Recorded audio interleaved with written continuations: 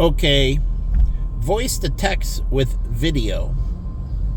And I would say, put a shirt on any man that's running without a shirt. No indecently clothed people in my video. So anyways, the adage here, I'll give you, as we're at Navy Pier, and you have the great Ferris wheel that doesn't say Navy Pier on it. I don't know why. At least the poles going up could be. And there's a color. Navy Pier has its own flag. And so, again, I don't know. Here's like Chicago. It's like the anti-shirt society. In Chicago, we don't believe in t-shirts or running shirts. You know, that's a big business. Breathable running shirts. And they have a reason why the track and field people, they actually wear shirts. But some reason, Chicago is against it. And here's a big boat. But the reason why this industry, if you understand Europe and others, boats were incredibly fuel inefficient. And fuel prices were higher than going to the gas station for fueling boats. And so, again, this was a problem, and then maintenance on a boat was a problem. And all these were incredible costs. Now, you have to pay for docking the boat and everything. It's just like they pay at the airport, right? They have the runway fee, and then they have the gate fee, which is two separate. And then the airlines have their own luggage services, but they have to pay for the gate fee and the landing fee. And then any fuel they have to buy. And then they rent the space in the terminal, and so on. So when you dock, you're renting that. And then should be and when a plane flies, when it takes off, everywhere it crosses, it has to pay a fee for that airspace. Same way for the boat. City of Sticker, Chicago, you cross over, and now we go into digital permitting with a GPS system, and you leave the city of Chicago and you move into Lake Forest. Say you go from the city of Chicago into Evanston, you have to pay a toll. They have to maintain their shoreline. They have to maintain their waters. So you have to pay. And then when it goes into the international, which we do have interstate waters in Lake Michigan, that's not owned by neither Michigan or that, truly. And that has to go into a consortium because Lake Michigan is all within the United States. The only Great Lake that's within the United States. And I think it's the largest body of water within one country. Because most bodies of water go between countries.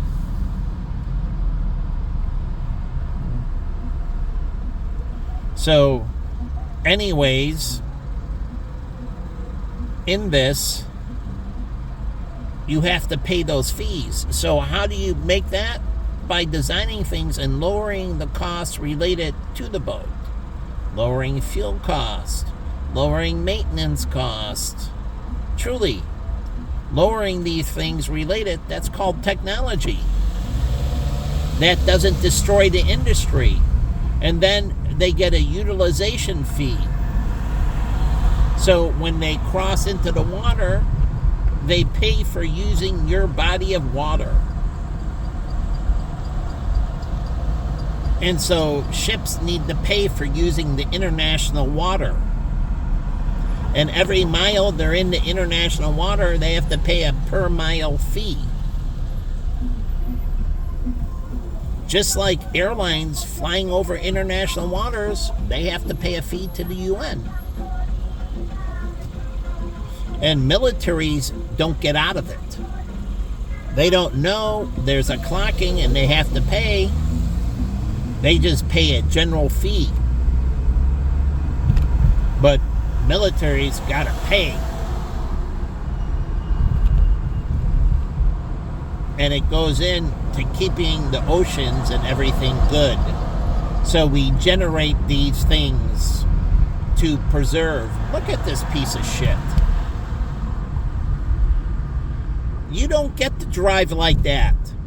Driving is a privilege, not a right. That's how you can suspend licenses, and they do with DUIs and that, and that's how they can take away your license, like the guy I lived across, or the guy I did electric with, the Polish guy. He lost his CDL. People were banned from ever driving a commercial vehicle again. Other people were banned from driving a pedestrian vehicle again. So, they're not rights. So there's nothing protecting them under the Constitution. So you can take them the fuck away. And I caught these people, you have multiple speedings, then I'm going to take your license away. So, I say 2 speeding tickets in 1 month, you lose your license. Protecting human life. Because most people don't speed. Do you know that?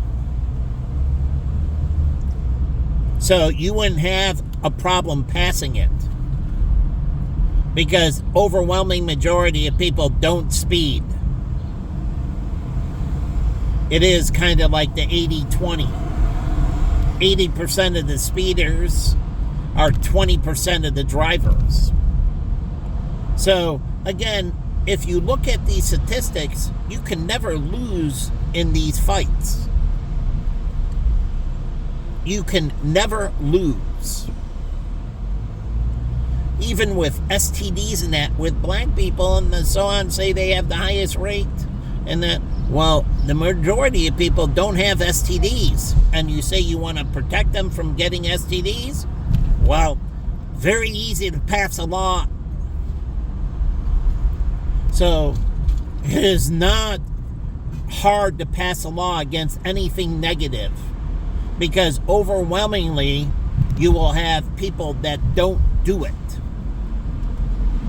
So, literally, it's easy to pass laws against every single fucking negativity there are. Truly. So, you win that way.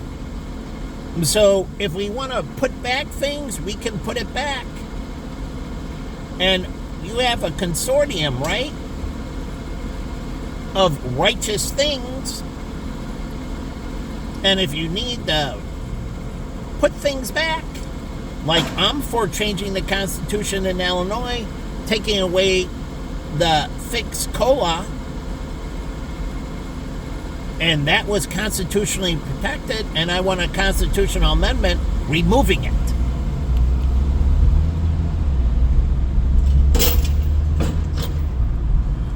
So make no mistake about it. So these people are idiots. As they found out, all these companies have found out that when you're doing a bad thing, once the public knows, you're fucked. There is no protection. What do you think Whole Foods came up? No dyes, no this, no that. Boom. All these stores were getting crushed instantly. So once the public got education, they're like, dyes cause this negativity to me? They cause this negativity? The majority of smokers is unbelievable. You know, only, and I'll look it up, but I think only 1% of doctors smoke.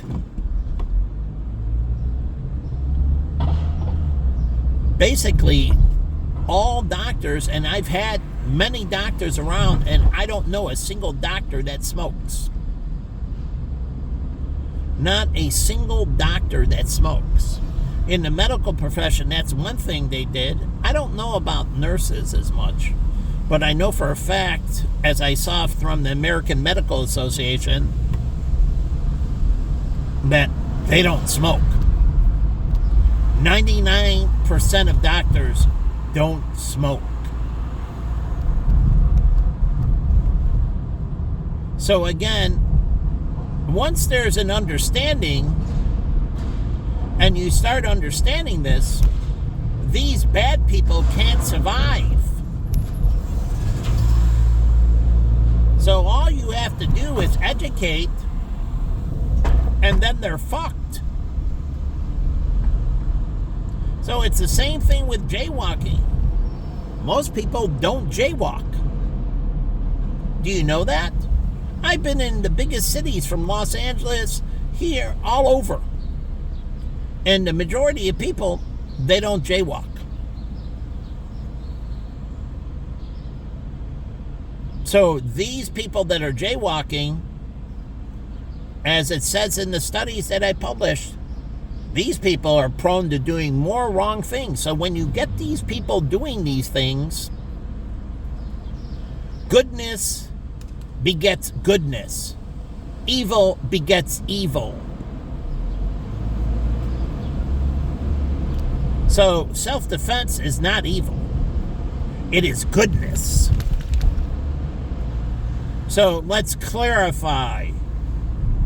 Self-defense is not evil.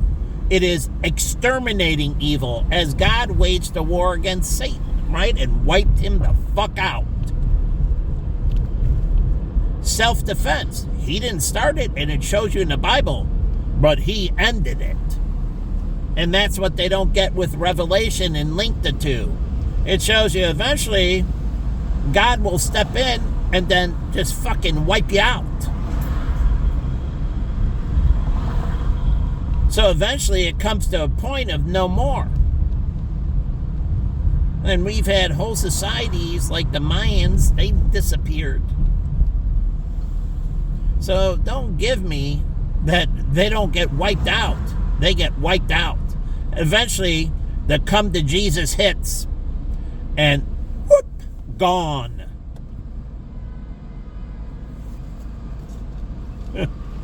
Fat people then they disappeared. It's like, care, all those pictures with the Mona Lisa, the reason she's not smiling? Not good dental care. But again, once people knew,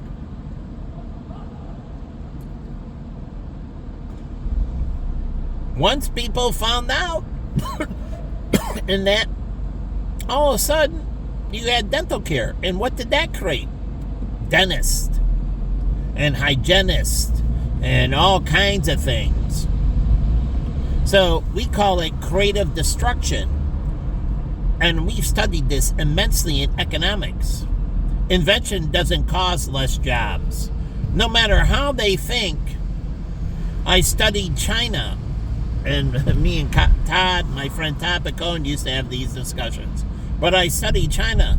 And they used to think, oh, we can't have automation because we're going to run out of labor. I'm not have enough to keep people employed. We can't do this. And what did they find out? They're like, oh yeah, we can't afford to have the bucket brigade. They used to pour it by the bucket just to create lots of employment. And then they realized we can't have stupid labor anymore. And then they further realized, even with 1.5 billion people, we're fucking short.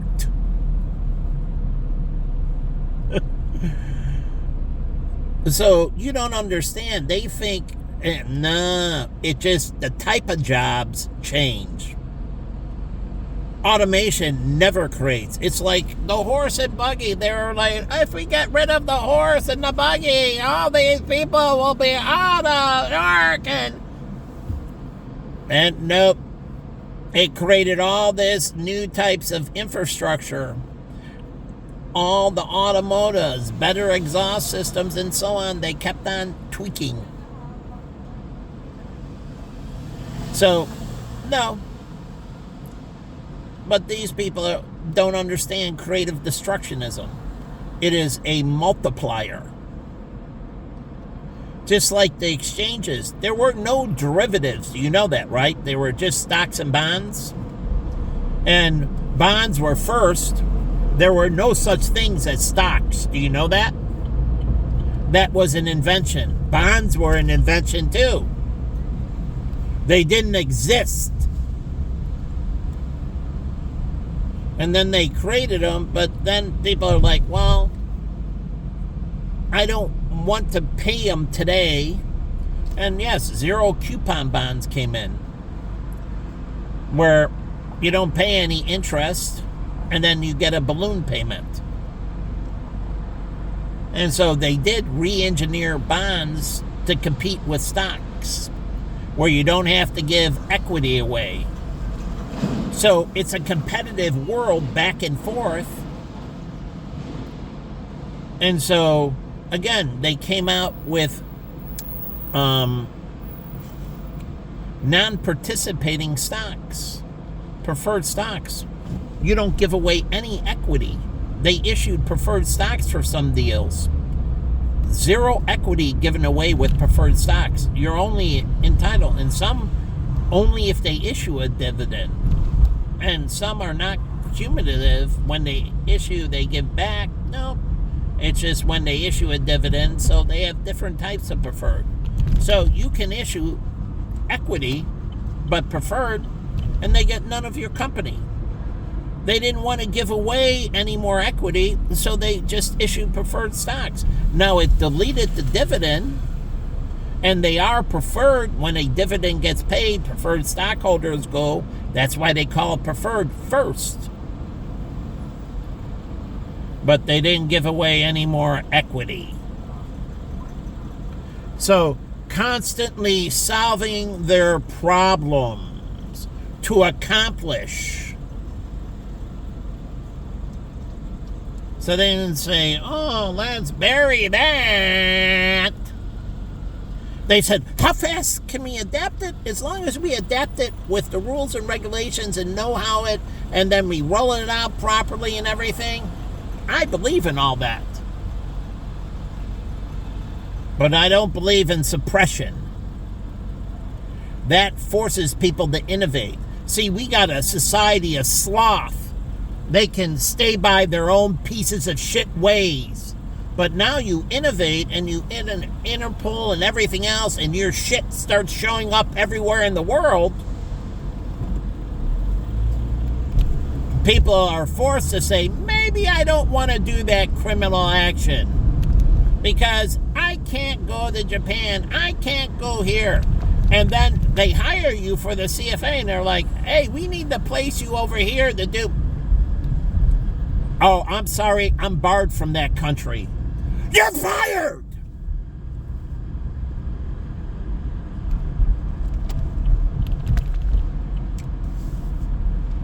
So, that's what's supposed to be happening. This shit is supposed to be putting the pressure on people to change. Because with awareness, as we didn't know about these things before, and then as they got aware, society adopted and said, fuck these pieces of shit. They were doing what? Time to put them in prison. Truly. All that stuff. And I watched the evolution of laws and all the stuff that people didn't know was going on. Like, how many people knew the United States Congress didn't have insider trading? And they kept it that way. I knew because I studied security law. and I made it present all the time. And the funny thing is, Congress was eventually, as people got aware, Congress was forced to change, and now they can be charged with insider trading. Before, they didn't adopt blind trust and everything because they couldn't, but a president can be charged with insider trading. And that would be grounds for impeachment. Truly. So, again, he can be charged with insider trading. So they made that legal for them to be charged. Because people are like, you confront one me and make shitloads of money? And you know all this before I do? And so, again, people said, what? I elected him to serve in that and get a salary in that. I didn't elect him to front run me and make fucking millions and keep me a pauper.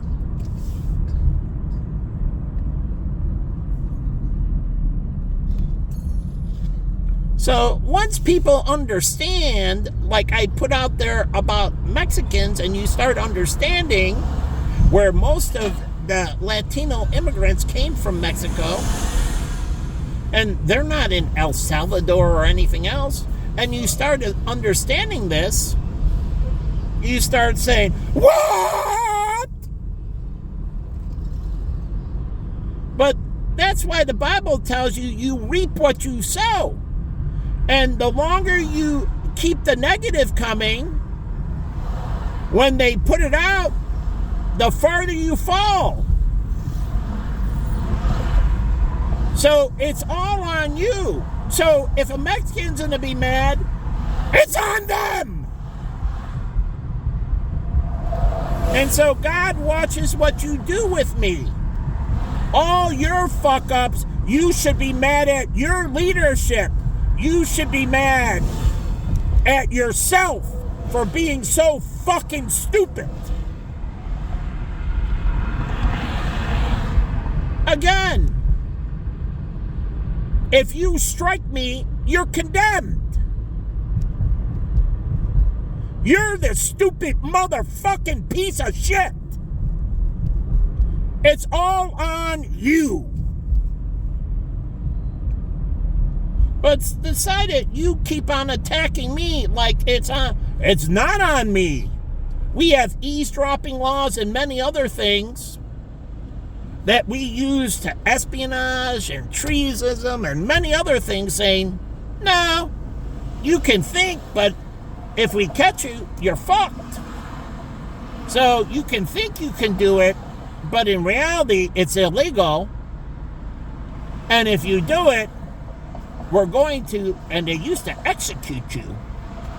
I like to bring that back.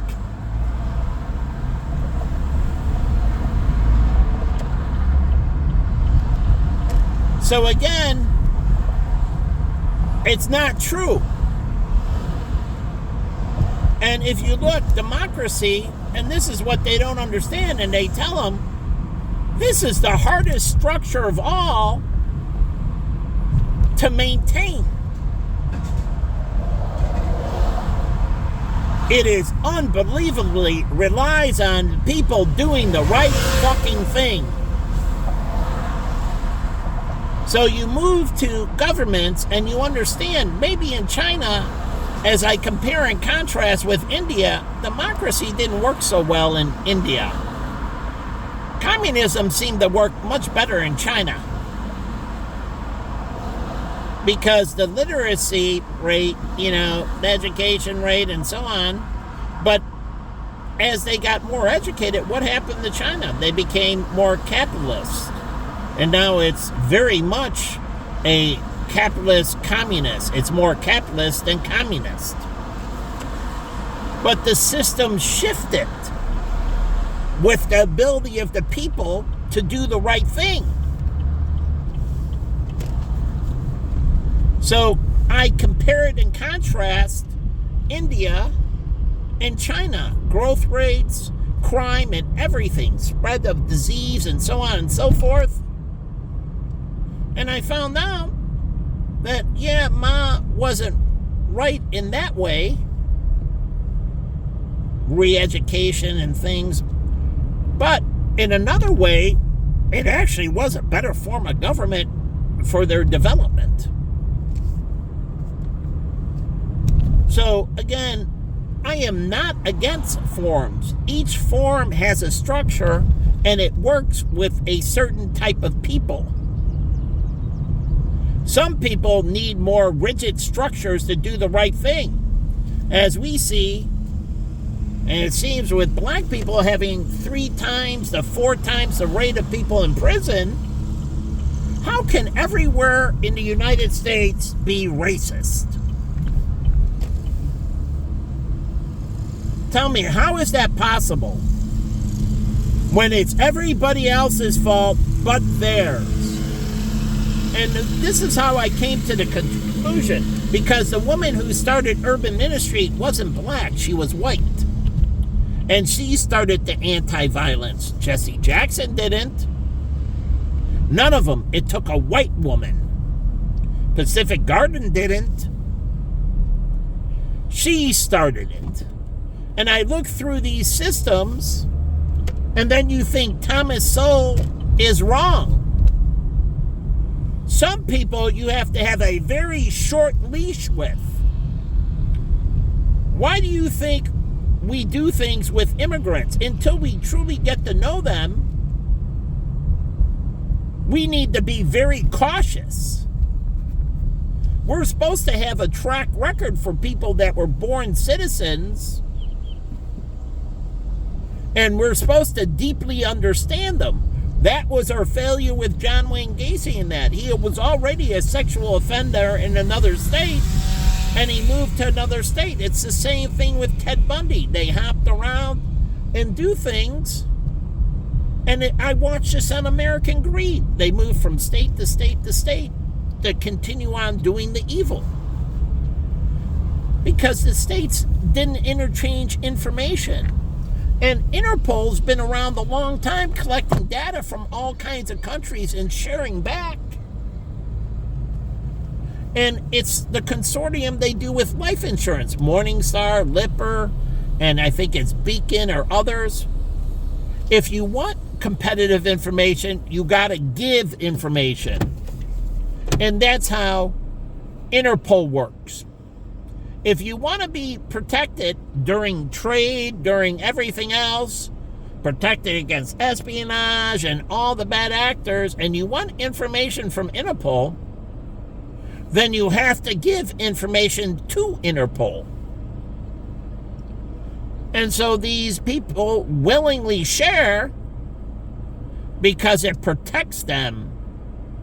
And it's been coming more and more sharing because of why? International trade, airlines and everything else helped Interpol.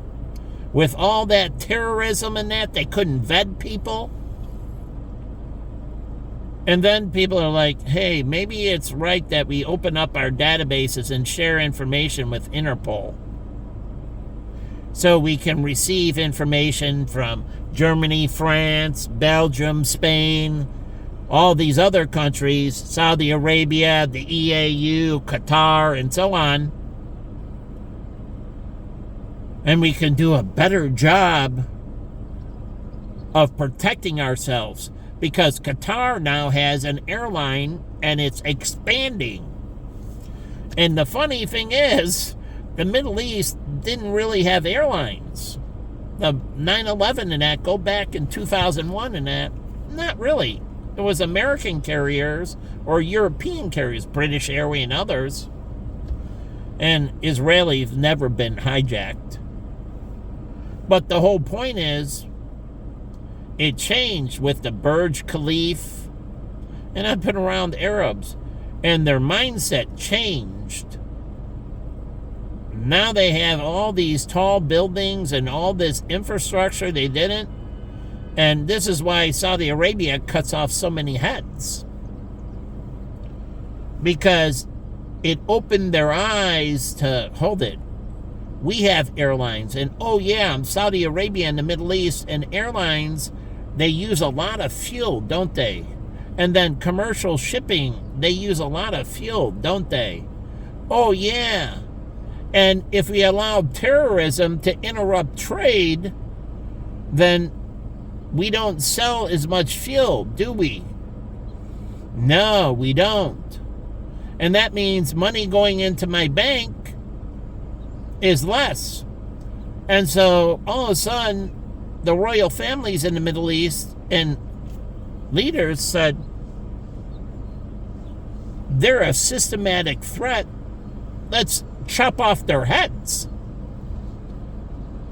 And they weren't kidding across the board. The reaction to the American getting stabbed, the female in the bathroom by another female, that sent shockwaves through the Middle East. And she was a beloved teacher. You know, she was there teaching and educating Arabs. And she was very good at it. And I've never seen a sweep happen so fast in a situation. It was unbelievable. And that woman who did it got her head chopped off. And everybody in the pipeline, they killed them all. But the speed of it, their reaction was unbelievable.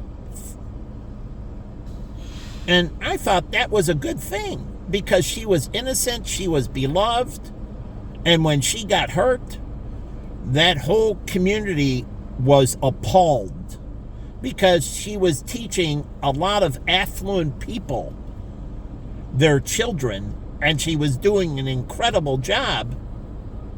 And they chopped off heads at such a lightning rate, they busted everybody and they put them all to death. Anyone that had anything to do with it, they all got the death penalty. Bum, bum, bum, bum, bum, bum, bum, bum. Rapidly. And what did it do? It sent a message. As I told you before, Saudi Arabia opened for tourism. They did a massive cleanse. They didn't want a foreigner. That was a big wake-up. They don't want a foreigner killed on their soil. And so they went through boom, boom, boom, boom, boom, boom, boom, boom, boom, boom, boom, boom. Because even them moving around and the possibility, they said, nah, we don't even want them walking around. So, no parole. Boom, boom, boom, boom, boom, boom. Permanent solution. No more with us, in God's hands. And so they changed it. So make no mistake about that. And I had shitloads of powerful Arab friends. And their ideology changed. Because before, it was a bunch of sand and nothing to lose, like in Afghanistan. But when you start doing trade and you build infrastructure, and all of a sudden that infrastructure could be taken away with collapse in trade and so on, then they start waking up. And this is why international trade is so freaking important.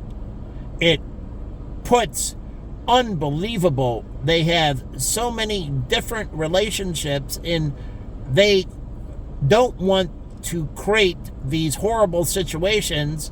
And so these governments are waking up all around the world to like, nah, we don't want these bad actors.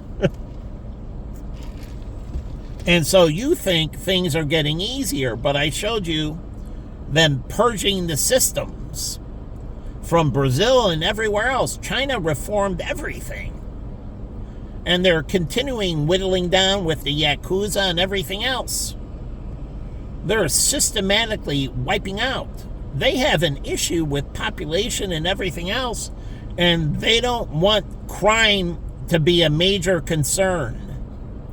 So they're moving swiftly to address the issues. Why do you think TMC can be what TMC is? Truly. Because in Taiwan and these countries, crime unbelievably undermines everything they're trying to accomplish. Where we think it's a cost of business here, they have an essence of zero tolerance. That, no, it's not so acceptable. And so they see it as causing massive drag on their capabilities. And this is why they've risen so fast. And why they have such high IQs. Even in Switzerland and Sweden and everything else, they have higher IQs, but not as high because they still allow it. Like in Norway, that guy went and killed 70-something children.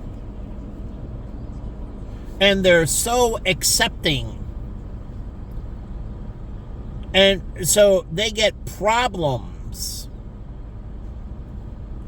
So you don't understand what you sow is what you reap. And they're starting to wake up to that because they're not as competitive. And so what they thought was good, they're changing. Like France, socialism is disappearing. They have incubators happening in France, and I was so proud of the French in this, that they were bringing down their tax rates and they were incubating to create more intellectual property. And they were seriously taking crime and disruption and everything else. Why do you think they got all the terrorism? Because to them, this was just normal. And when you start accepting evil, and that's what people haven't understand, you just get more evil. So again, it's on you what you accept, but it's just like as God watched with Satan, he accepted his betrayal and his movement, and then he watched how it spread. And you got to understand the Bible, he discloses this. And how this spread, and then he wiped it all out. But this is way before the existence of mankind. And he understands this.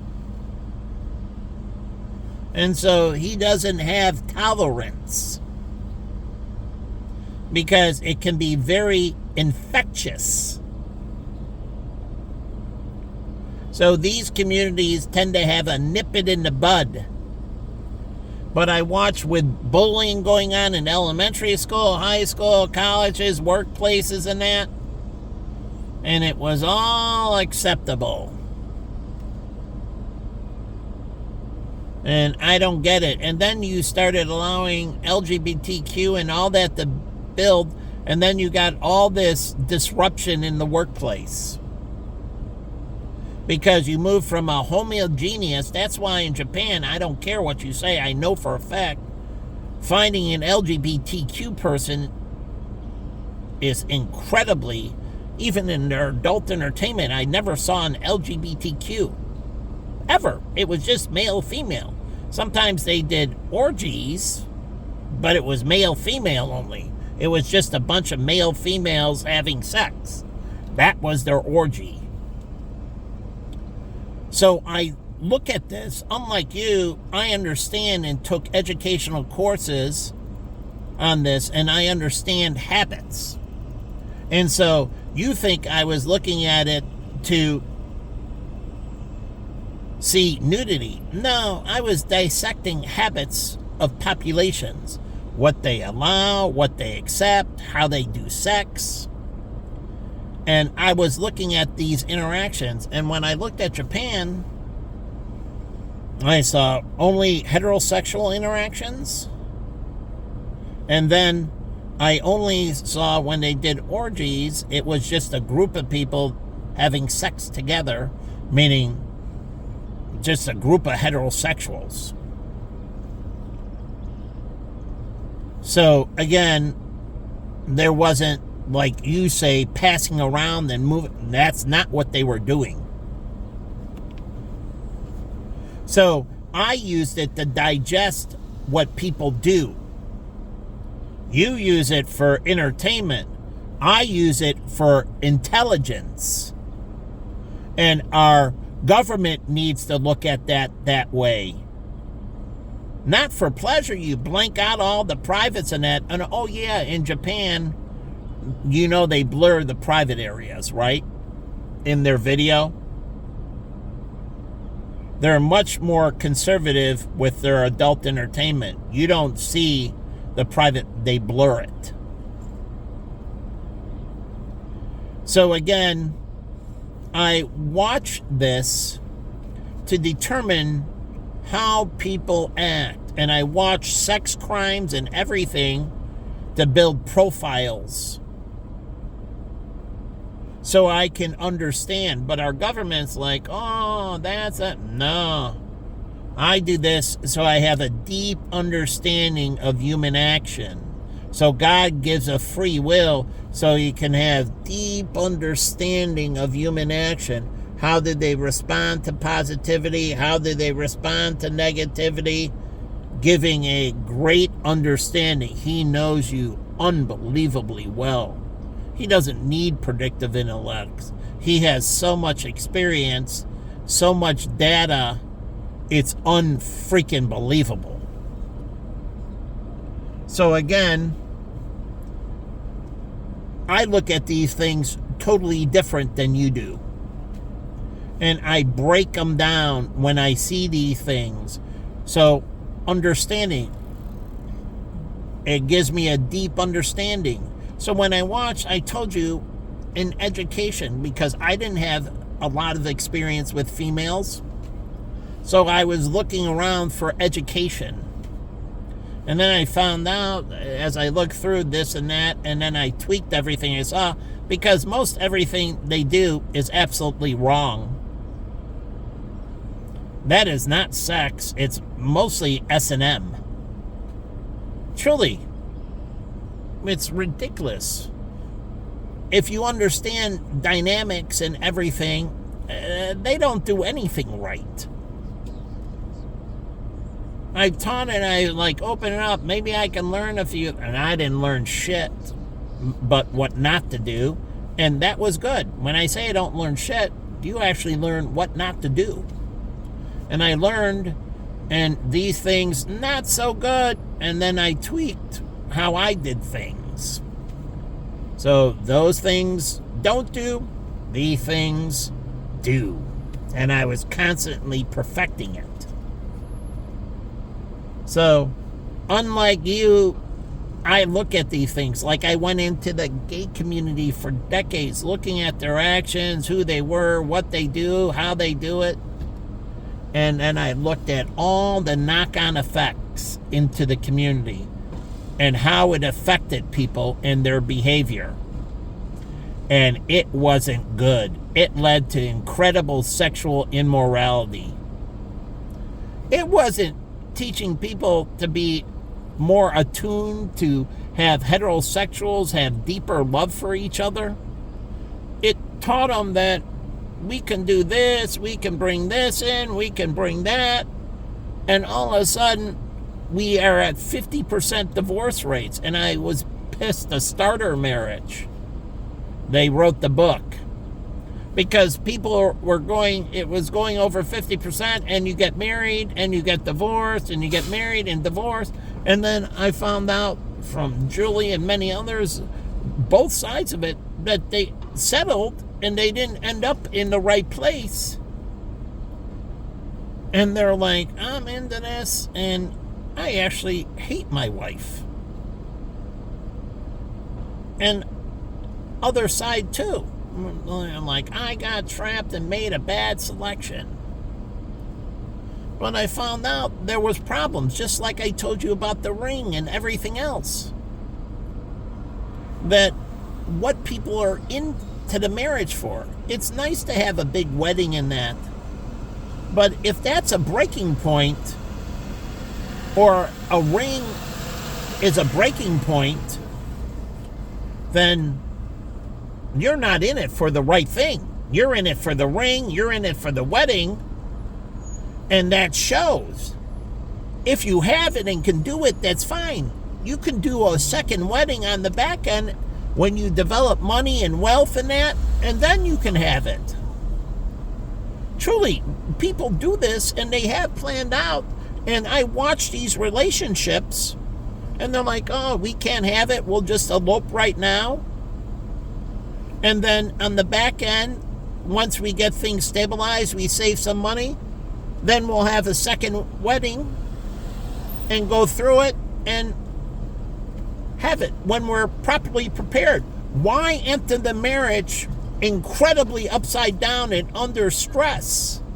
Truly. Or you can have something in a public park. Truly. Find things like my sister.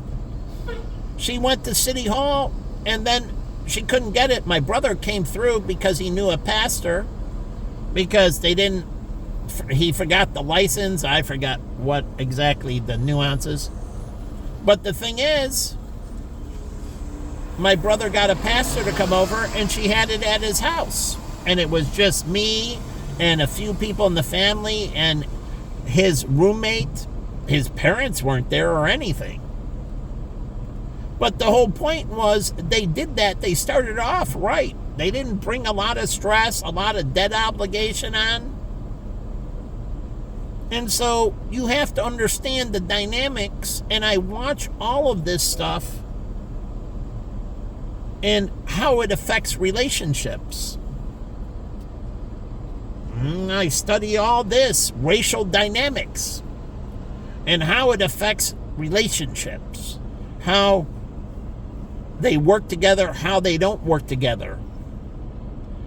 And you start building up a bunch of baggage, and you start pushing people apart, and I watched the Nation of Islam since almost its inception. It was before my time started, but I watched it since the beginning of the 70s. And I watched these groups. They're just one of the many. I watched the white supremacist groups and so on. And then I started publishing stuff as I watched over in Europe. And I started sharing my stuff about how people naturally respond to certain things. And you have to understand this about society. And our politicians, do they deeply understand these things and how things evolve? And when things cause problems, when things move forward smoothly, and how to take a little screwdriver and just adjust the course instead of waiting for it to blow up? No one did anything with the mass migration out of the South. We didn't solve. Lincoln got killed. And then we went to the West and we forgot about the South altogether. And we went on to the Indian Wars.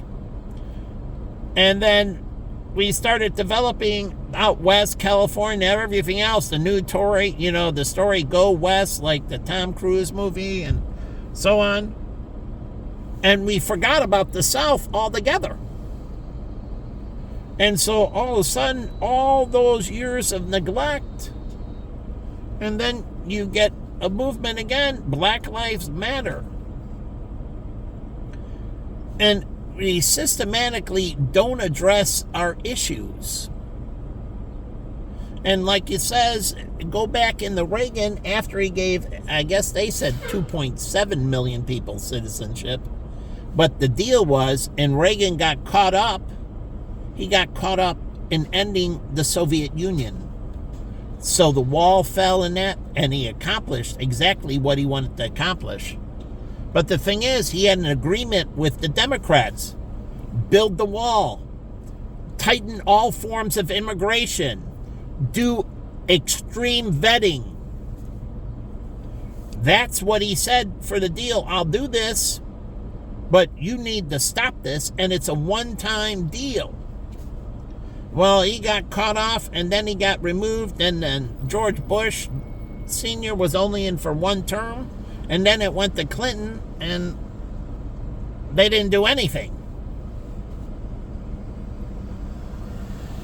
So what was supposed to have happened, and the Democrats agreed, and they didn't fulfill their honor their promise. They said they were going to make it fucking ironclad, so we don't have to repeat the history. That's what the Democratic Party promised Reagan, that we're going to lock down this fucking country. And you know, if they did that, we wouldn't have had 9/11 or all these terrorist actions. It is totally the Democrats' fault. It was the agreement for them to fucking lock it down. And so where are Democrats going back and honoring their promises? Because I'm watching. So they created a nightmare. You get Kennedy and many other things, and you watch them constantly disarming their promise, and that goes back before. But where is holding people to their promises? George Bush Sr., what did he get held to? He told the Republicans, no new taxes. And then he made a strategic deal and he did new taxes. And once he did the new taxes, what happened? The Republicans didn't support him. He broke his word. He was out. Fucking liar. It's the difference. And I watched, and that's why I became a Republican. And Mark Levin, he calls them Republicans. When they do shit that are wrong, he fucking outs them immediately. Unlike the Cup of Joe, they're like, oh, that Democrat, yeah, great Democrat, they never do anything. But we're talking about the press. It is different. They're supposed to diminish you. They're supposed to call you, you're a dirty, rotten piece of thief, like Don and Roma, big-time Republicans. And every day he wanted to take down the administration and clean up the corruption. So all the Republicans, like Reverend Cisco Cotto, discovered all the corruptions with these small towns and everything. It was about $1 billion in annual corruption. And so it's funny how one party seems to hold people's foot to the fire more. I'm not saying the Republicans are perfect, but I'm saying the reason that I went with them and stay with them is because they tend to honor their promises. What I say, my word is my bond, and my bond is my word. And with the Democrats, it's say one thing and do another. Bait and switch. So if you want to have things change, when they need to start honoring their promise. I watched Blagojevich get in office. And you know, I had a problem with what he did. He went out and solved the budget problem, but he borrowed a shitload of money, racking up incredible amount of debt, because in the Constitution you have to have a balanced budget, but it doesn't say it has to come from income, tax revenues, or fees that state agencies generate, which they could have done a better job in state agencies generating fees, truly, by providing better services and all that, generating more fees. What happened to the transfer taxes of the housing boom before the bust? Where did Mayor Daley put all those transfer taxes? There were shitloads of people refinancing, and that generated all kinds of taxes. And I'm wondering, where did all that money go besides the $2 billion he got for selling off stuff? There must have been a massive leak, and I found out one of the leaks were selling off property, not in the tolls, the parking or the Skyway, which are tolls, but housing and other property deals where the city sold it undervalued and not for tip financing. These were good preferred properties that were sold for less than market value. Prime real estate sold less than market value. And when you do that, and you do enough deals, that eats up billions of dollars. Because also it affects property taxes and everything else. And then it affects the housing value. And that's what Daley is, a financial moron. And when he undercut these deals, he also undercut bank stability and property tax stability. So by giving the sweetheart deals, which he did, all of a sudden the city is not generating as much property taxes. And so he was doing this, and he didn't understand why he was creating himself, and it is corruption, but it was a compounding effect. Not only was he losing on the immediate money, he was losing on property taxes, because if you know comparative market analysis, it brought down the price of real estate across the board. And so when they reevaluated, property taxes went down and the city lost money through the sweetheart deals. And that's why Mayor Daley ended up in a basically upside down financial situation. So he was a crook. It's just Fitzgerald, he didn't have forensic auditors in that and didn't go back over this, but I can prove that Mayor Daley was an incredible crook. How he laundered money, truly, he did a bunch of good things, but also on the other side, I'm not going to stand for the bullshit. And through this, the reason why the city got in this, and this is where they're supposed to be suing all these people. Like the mistake on the lake. And that was corruption. That wasn't supposed to be there at Lake Point Tower. And somebody should have been sued. It wasn't a mistake. It was corruption. And they got a sweetheart deal. And that really affected all this real estate, because it's the only property east of the lake in this area, east of the lakefront at Navy Pier up there. So the pier was there, but they put that in right next to the pier. And they got it for nothing, basically. That piece of real estate, if you do that deal and you start going back and look at the numbers, holy fuck. That's corruption.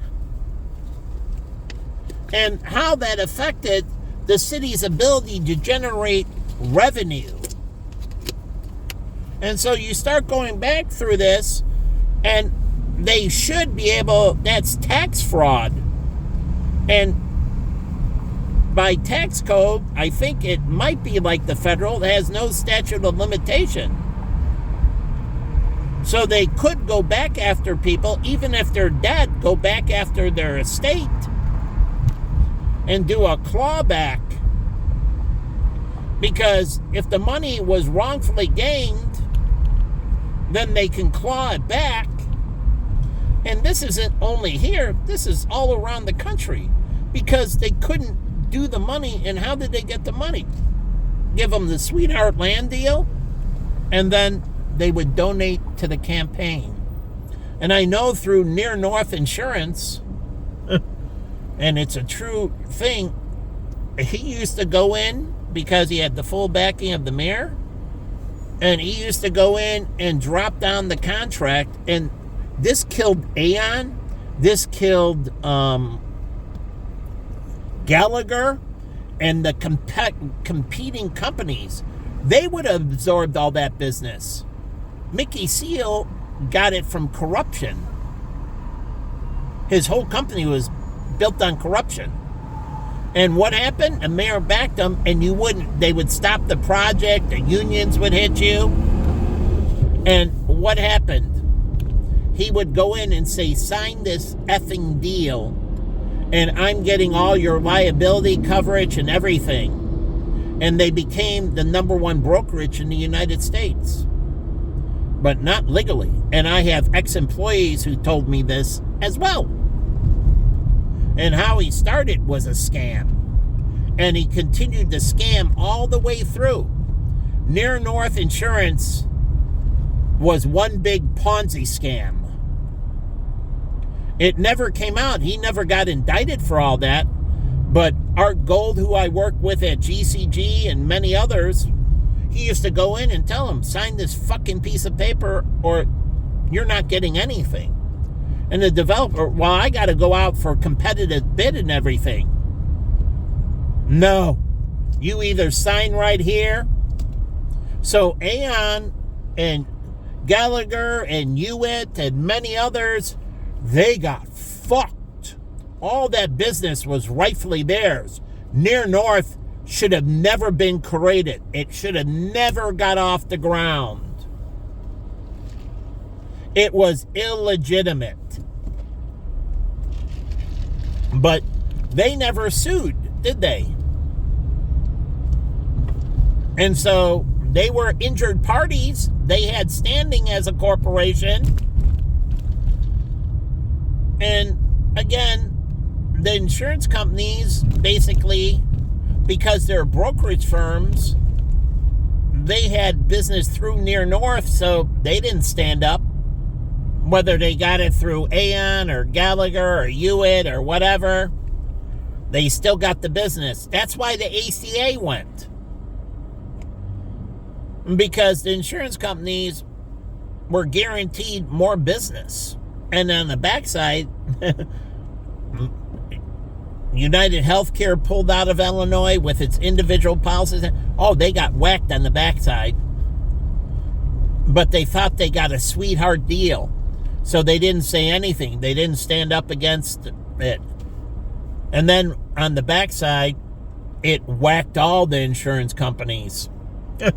And they got all this risk and everything else. And money was pouring out unbelievably out of the healthcare companies, and not correctly. So they thought they were going to get a windfall. And initially they got a windfall, and they stayed silent, but it bit them in the ass on the back end. And they're like, I don't think the ACA is any good. Then the doctors in New York, doctors closing down practices and everything else. And healthcare companies being ruthless in their negotiations for reimbursement. And it just triggered a whole collapse. So I'm for it in ways where it improved, covering in vitro fertilization and others. But I believe the best way is like hymns and that, natural birth. You bop the blank out of, and you keep on bopping. The one problem with in vitro fertilization is, where's all the bopping during pregnancy? So semen is in part of this thing. Ingesting it is very important. And you do it, you think over 9 months, and you think one sex a week, that's 4 a month, right? Over 9 months, that's at least, 27 times? Or 36 times, I should say. But most are younger, and they have sex more often. And so that ingestion, I believe, is very important, because they say, well, the single semen doesn't have enough. But if you were doing like me and Jen, had sex twice a day, sometimes 3 times a day, And you say, well, then it might change because of the aggregation. And it does change because of the aggregation. See, when they do these things, they look at it, okay, a one-time scenario. But like anything, colonization, when you repeat, it aggregates. And so you have to look in aggregation. That's why God thinks of everything in aggregation. And what is the University of Chicago's premise?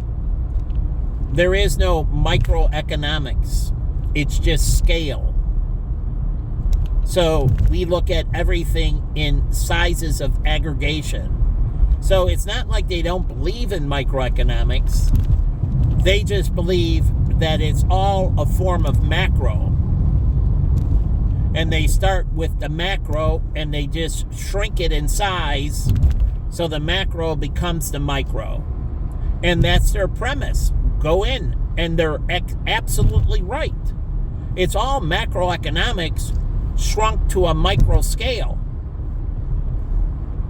And then you can scale back up to the macro.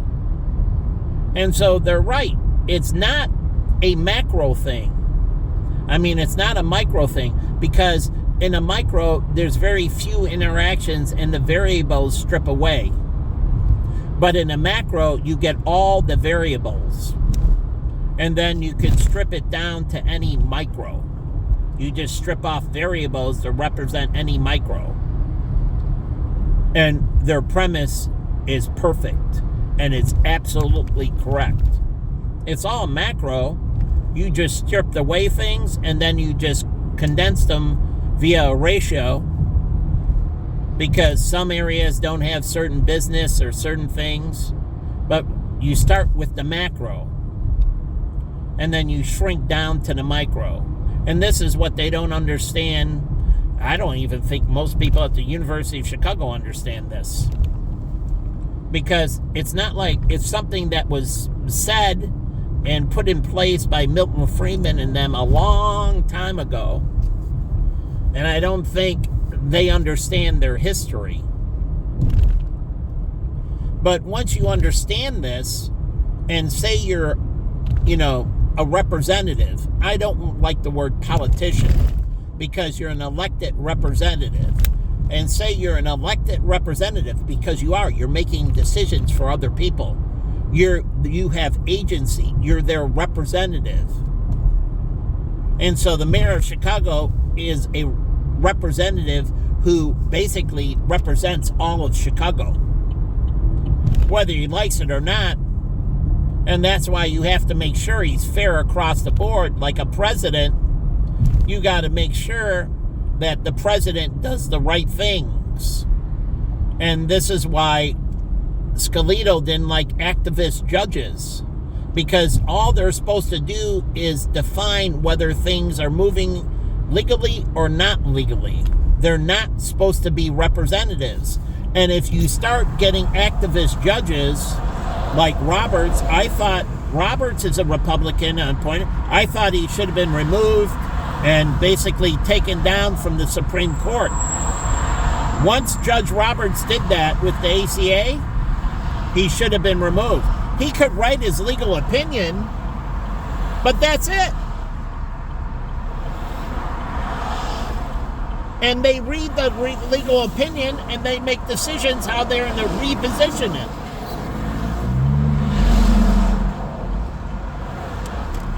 All right. There's an etiquette to this.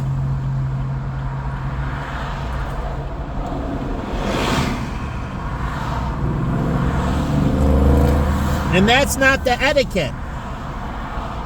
It's easy to pin around when you're in front, to slingshot around, but the etiquette says you let the person in front go first and the people behind go second. That's how they teach you. So again, no one knows how to drive in this city. I sit there and I don't slingshot around them. I wait for them to go. Not my fucking turn. So I was unbelievable going back to Judge Roberts. I kept on saying he should have been removed. I was so sad when Scalito died and had that heart attack on hunting by himself, because he used to go like to clear his mind, get away from everybody, and just go out there and experience nature and spend some time with himself and think. And then he was out there and it was standard and no one checked in on him. And I think we lost an incredible person, and these are things that make me cry. And I see all these pieces of shit that continue to live. And I'm like, he shouldn't be dead. Where were the doctors checking him? Truly, where were they doing the right things? And I keep on saying, all these people, if we would have fucking got rid of the scumbags and did the right thing, and this is what God's looking for, you fucking get rid of pieces of shit. You save the good. Oh, that's Revelations. It's clear as day. What does Revelation say? You save the good and you burn the bad. There's nothing in between. You fry the evil, you save the good. Not the other way around. And that's the way it's been. We get Scalito dying, and then scumbag judges live on. Why? And this is why they don't have any stress. Righteous people have a lot of stress because they don't want to put up with it. And so they have heart attacks and die. And so I see this shit. It's like this fucking piece of fucking white trash bitch. Or this fucking piece of fucking trash. And then you say, I'm wrong. No. All these good people died early because the system drives them fucking crazy. You should be wiping these fucking scumbags out. And I mean ruthless. But this is why Scalito dies. This is why Lincoln died. John Wayne Booth and all the fucking pieces of shit. And you go through history and it's constantly the best people, and we get more and more shitty people. That's why you get fucking Putin. That's why you get all these unbelievable fucking scumbags at the top. Because you're not willing to wipe them the fuck out. And Revelation says it's time to start cleaning house and wiping them the fuck out. That's why Saudi Arabia and them have a come to Jesus moment. They realized, hey, not so good to support terrorism. And they funded millions and millions of dollars to militias to wipe out ISIS. But no one knows this in this country. But Israel were funding militias too, you know that? And they were actually funding together and on the same side. And ISIS was Sunni. Saudi Arabia is Sunni. They didn't care. They're fucking evil. They gotta die. So they didn't say, oh, hey, Sunni brother, you gotta live. They said, hey, Sunni brother, we're going to wipe you off the face of the earth. You're evil. You don't exist. So, big difference. They had a true come to Jesus. And I have the articles from the Wall Street Journal to prove it. It finally came out to the public. So they didn't say, hey, Sunni brother, you can be evil. They said, hey, Sunni brother, we're doing everything we can to wipe you the fuck out. Either you're good or you gotta go. So they've had their revelations. Where is the revelations in the United States? Because it seems in the Middle East they've had a much more come to Jesus moment, where it seems to be lacking the come to Jesus moment in the United States.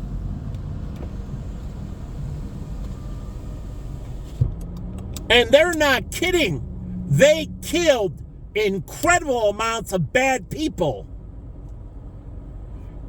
The guillotines were freaking rolling. Day in, day out, year in, year out. The cleanse began.